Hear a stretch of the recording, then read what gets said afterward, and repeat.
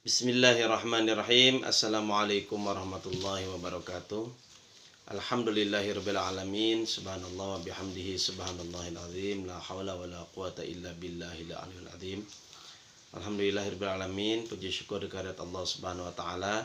Salawat salam kita curahkan kepada Nabi besar Muhammad sallallahu alaihi wasallam. Apa kabar anak-anakku? Semoga selalu dalam lindungan Allah Subhanahu wa taala. Insyaallah pada hari ini Bapak akan menyampaikan materi tentang mukjizat para nabi. Subhanallah anak-anak, para nabi yang kita ketahui dalam Al-Quran adalah 25 nabi dan rasul. Walaupun dalam catatan sejarah nabi itu jumlahnya ada 2200, bahkan ada yang menyebutkan 2400 nabi.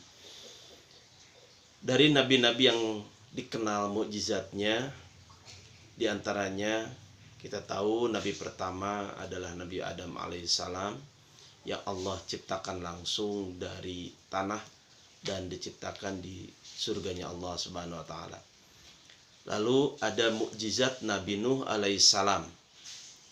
Nabi Nuh diberikan mukjizat memiliki kemampuan untuk membuat bahtera atau perahu di tengah gunung karena perintah Allah Subhanahu wa taala. Maaf, di puncak gunung.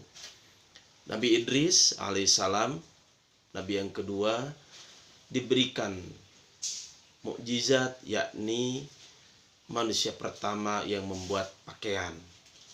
Ya mungkin tidak sempurna seperti kita, tapi pakaian yang disesuaikan dengan struktur tubuh manusia, yaitu Nabi Idris alaihissalam.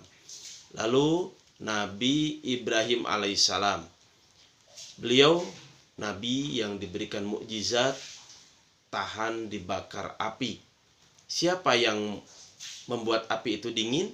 Bukan Nabi Ibrahim, tapi yang membuat dingin api itu adalah Allah Subhanahu wa taala. Api itu diperintahkan agar dingin oleh Allah Subhanahu wa taala. Dan siapa yang membakarnya? Nabi Ibrahim dibakar atas perintah Raja Namrud karena dia merasa tidak nyaman dengan dakwah Nabi Ibrahim alaihissalam. Lalu ada yang fenomenal juga, yaitu mukjizatnya Nabi Musa alaihissalam. Nabi Musa alaihissalam mukjizatnya cukup banyak juga. Beliau mampu menjadikan tongkatnya menjadi ular besar sehingga memakan ular-ular kecil suruhannya, tukang sihirnya Fir'aun laknatullah.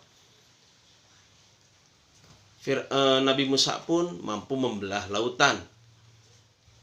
Laut yang begitu besar, panjang, bisa dibelah oleh Nabi Musa. Tapi hakikatnya semua ada pada perintah Allah Subhanahu wa taala. Selanjutnya mukjizat Nabi Sulaiman. Kita tahu, anak-anak tahu, Nabi Sulaiman alaihissalam adalah seorang nabi yang sangat cerdas, kaya raya, dan memiliki kemampuan menaklukkan angin, jin, dan makhluk-makhluk lainnya. Bahkan Nabi Sulaiman sangat cerdas, saking cerdasnya bisa berbicara dengan binatang. Sampai suatu hari Nabi Sulaiman dan tentaranya mau pergi ke negeri Sabak, negeri yang dipimpin oleh seorang ratu yaitu bernama Ratu Belkis. Dalam perjalanan Nabi Sulaiman mendengar rajanya semut berteriak, "Wahai pasukanku, sebentar lagi akan datang pasukan Nabi Sulaiman. Segera kita masuk ke lubang semut." Saat itu terdengar oleh Nabi Sulaiman dan tersenyumlah Nabi Sulaiman. Dan di antara binatang yang lainnya yaitu burung hudhud, burung yang sering memberikan informasi kepada Nabi Sulaiman. Lalu jin juga sama tunduk kepada Nabi Sulaiman. Angin pun sama tunduk kepada Nabi Sulaiman alaihissalam. Itu mukjizat Allah yang menentukan, Allah yang memerintahkan, bukan karena hebatnya Nabi Sulaiman. Lalu mukjizat Nabi Isa alaihissalam. Anak-anak perlu tahu Nabi Isa memiliki mukjizat perintah dari Allah, yaitu bisa menghidupkan orang mati, menyembuhkan orang yang buta, menurunkan buah-buahan dari langit. Itu mukjizatnya Nabi Isa alaihissalam. Dan ada satu nabi yang memiliki mukjizat yang kekal sampai hari ini, bahkan sampai hari kiamat. Siapa itu? Nabi Muhammad sallallahu alaihi wasallam. Mukjizat Nabi Muhammad lebih banyak daripada mukjizat yang lainnya, daripada nabi-nabi yang lainnya. Nabi Muhammad mampu membelah bulan. Padahal bulan jaraknya sangat jauh. Walaupun Nabi Musa mampu membelah lautan, Nabi Muhammad mampu membelah bulan, dan itu secara sains sudah terbukti sampai hari ini. Nabi Muhammad dari jari-jarinya keluar air, sehingga airnya itu bisa dipakai wudhu oleh para sahabat. Nabi Muhammad dengan mukjizat dari Allah Subhanahu wa taala, mukjizat terbesarnya yang kekal sampai hari ini, yaitu Al-Qur'anul Karim.